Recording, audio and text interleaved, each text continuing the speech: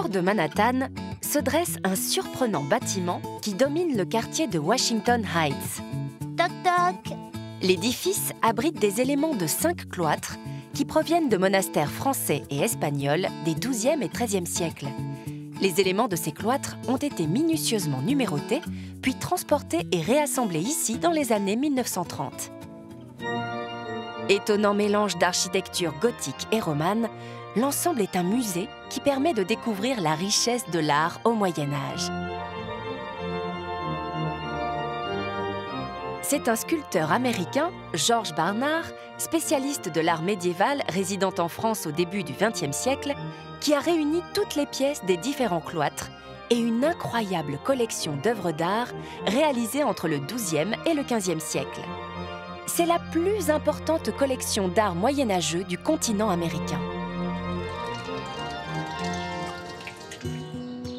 Les jardins intérieurs sont entourés d'arcades provenant d'une abbaye des Pyrénées-Orientales, d'un monastère de l'Hérault ou encore d'un couvent carmélite des Hautes-Pyrénées. Je me demande si je suis encore à New York. Le lieu est un îlot de sérénité difficile à imaginer dans la grande ville. Nancy Wu est une des responsables du musée. Elle connaît parfaitement l'histoire des cloîtres.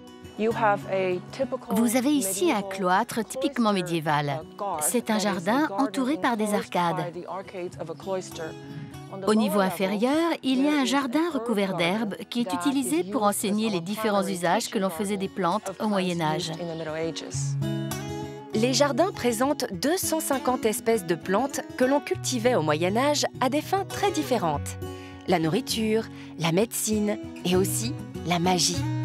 Les moines disposaient d'un grand potager, mais aussi d'un jardin où poussaient les plantes médicinales.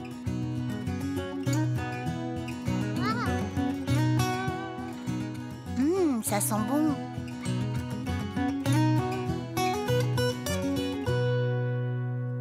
Les cloîtres, un étonnant trésor d'histoire, un trésor d'Europe dissimulé à New York.